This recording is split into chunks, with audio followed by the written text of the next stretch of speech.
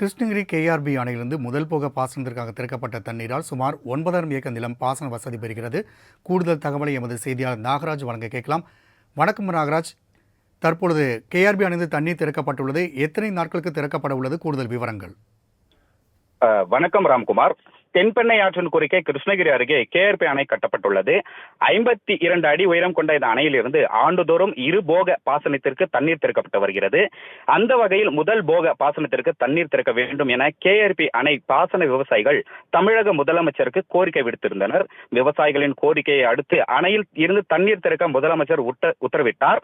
அதன்படி இன்று கேஆர்பி அணையில் இருந்து முதல் போக பாசனத்திற்கு தண்ணீர் திறந்து விடப்பட்டது.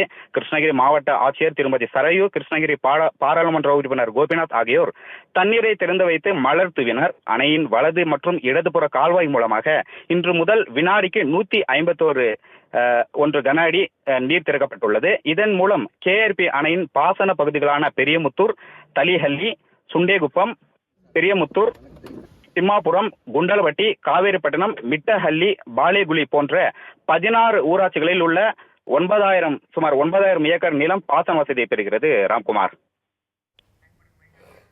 தகவலுக்கு நன்றி நாகராஜ்.